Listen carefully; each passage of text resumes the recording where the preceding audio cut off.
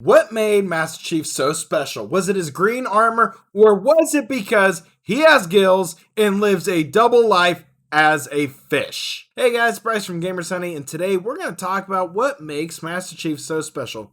So, John, last name redacted, was born somewhat an ordinary child, but at age 6 was kidnapped by Oni operatives. Dr. Catherine Halsey deemed his qualities as a child made him fit for her Spartan 2 program. He was put through grueling studies as well as borderline fatal physical training. Master Chief, along with 74 other potential Spartan 2s, were put through 8 years of this academic and physical training process.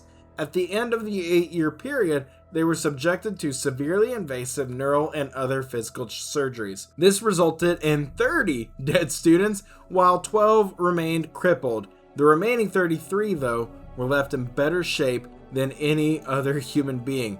In fact, this unknown strength resulted in Master Chief learning he could take out a veteran UNSC soldier in just one punch. This helped make Master Chief a superior soldier, but he had also proven to be above the rest of the Spartan 2 program.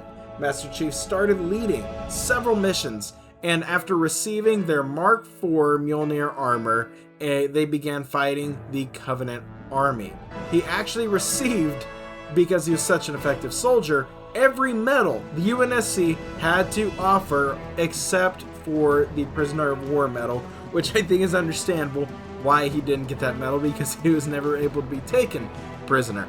After the Human Covenant War, though, Master Chief was revered very highly amongst many in the UNSC, except for a few that we run into later in the lore. But this is a huge part of what made Master Chief so special. He really was the best soldier the UNSC had to offer. But on top of that, with all the canon lore to the latest in Halo's timeline, we only know of a handful of Spartan 2s still alive. There are a few MIA, but for the most part, you could pretty much just count all the confirmed Spartan 2s on your fingers. This means that Master Chief is one of a very few subset left in a legendary group of soldiers.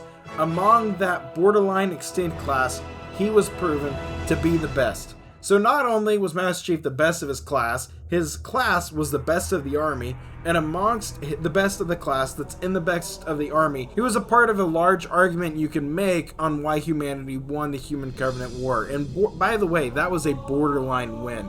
The games don't reflect it very well, but humanity was not doing good for most of the war. The Covenant were very much projected to win. Later Spartan programs actually, because we see, by Halo 5, I think those are Spartan 4s or Spartan 5s, I cannot remember off the top of my head. But Fireteam Osiris are actually less effective Spartans because they were not subjected to this grueling process, and especially along with the enhancements that were applied to the Spartan 2s, the surgeries that were performed on those Spartan 2s that resulted in 30 dead students and 12 being crippled. The process that they were actually subjected to was a lot lighter, but there was also minor enhancements compared to what the Spartan 2s received, resulted in less effective Spartans. Not to say that they were on top of ODSTs, but still, which before Spartans were the highest class in the UNSC army, but the Spartans were actually the top tier. Spartan 2s being the top tier of the Spartan programs. But are there any other Spartans you feel deserve a spot at the top of the list?